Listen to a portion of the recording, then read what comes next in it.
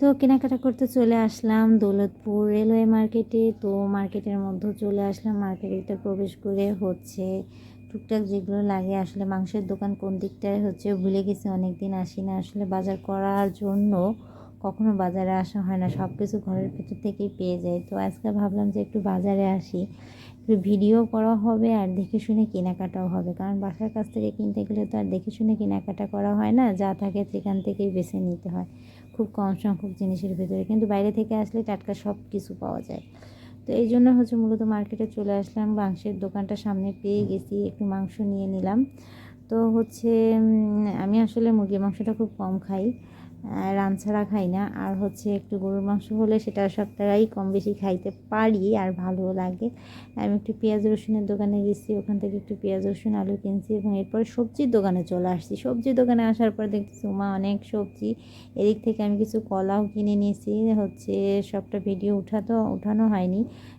কলার দাম জিজ্ঞেস করতেছিলাম কলা কীরকম, তেনার কলাগুলো হচ্ছে দোকানের সেগুলো ভালো লাগলো না, তারপর পাশের দোকান থেকে হচ্ছে একটু টাটকা দেখে নিলাম, কারণ হচ্ছে নরম তারা রাখলে খুব তাড়াতাড়ি হচ্ছে ওটা মজে যায় আর ভালো লাগে না, পরে নষ্ট হয়ে যায় তাড়াতাড়ি, এই জন্য একটু কাঁচা কাঁচা দেখে নিলাম যাতে হচ্ছে রেখে খাওয়া যায়।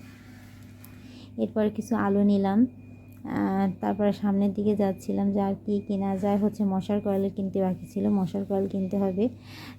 তো আসলে আমি বাজারে গেলে লিস্টে নিতে ভুলে যাই, আমার এমন অবস্থা হচ্ছে, সামনে থেকে পড়ে যায়, হচ্ছে রাস্তায় দাঁড়ায় মনে করি কী কিনবো।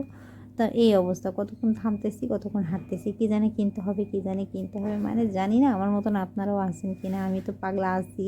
তো যাই হোক, সামনে থেকে হাঁটতেছিলাম কী দিয়ে কী নেওয়া যায়। এখান থেকে হচ্ছে করলা, আমি কাঁকরোল একদমই পছন্দ করি না, কয়েকটা করলা নিলাম 1 পোয়ার মতন, কারণ একা মানুষ খাবো, বেশি নিয়ে কোনো লাভ নাই। এরপরে সামনে হাঁটতেছিলাম, দেখি সামনে থেকে কী নেওয়া যায়, আসলে ভালো লাগতেছিল। বাহিরে তো আসলে বের হই না, বাহিরে না বের হলে আসলে মজা পাওয়া যায় না, আসলে এখন বাহিরে বের হই সবার ভেতরে, আসলে অন্যরকম একটা মজা পাই। তো যাই হোক, এই যে সবার ভেতরে থেকে হচ্ছে সবাই যেভাবে, আসলে বাইরে থেকে কিনলে একটা জিনিস হয় কি, যে হচ্ছে ঠক খাইতে খাইতে একসময় জেতা যায়, ঠিক আছে, কারণ হচ্ছে বাইরে গেলে হচ্ছে অনেক জিনিস কিনতে গেলে অনেক জিনিস ভালো দেখায়, খারাপ জিনিস দিয়ে দেয়, এগুলো আসলে শিখি নাই, কিন্তু এখন শিখতেছি যে আসলে মানুষ কতটা ঠকবাজ, ভালো জিনিস দিয়ে বা দেখায়, খারাপ জিনিস ভেতরে দিয়ে দেয়। তো এই জন্য হচ্ছে বাইরের পরিবেশের সাথে সবার একটু খাপ খাওয়ানোর জন্য হচ্ছে বাইরের পরিবেশের মানুষের সাথে মিশতে হয়, দেখতে হয়, জানতে হয়, বুঝতে হয়। যেরকম সেদিনকে ফল কিনছি, ফল কিনে উপর থেকে একরকম দেখাইছে, কিন্তু বাসায় এনে দেখি ওমা তার ভিতরে অনেকগুলো পচা।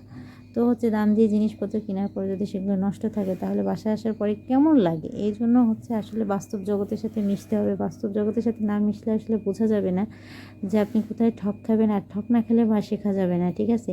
কেনাকাটা অবশ্যই এই জন্য হচ্ছে নিজ থেকে যাই করতে হবে, ছেলে হোক মেয়ে হোক, প্রত্যেকের জন্যই হচ্ছে হচ্ছে ঘুরে হচ্ছে এগুলো দেখতে হবে, বাস্তব জগতের সাথে মিশতে হবে।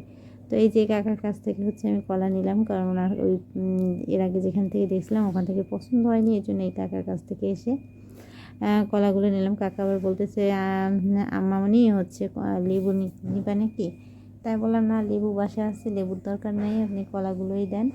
তো হচ্ছে কাকা আমার কাছে হচ্ছে 50 টাকার কলা দিল, আর হচ্ছে সাথে আবার কয়েকটা ফ্রিও দিল। তো যা হোক, কলাগুলো ভালো ছিল।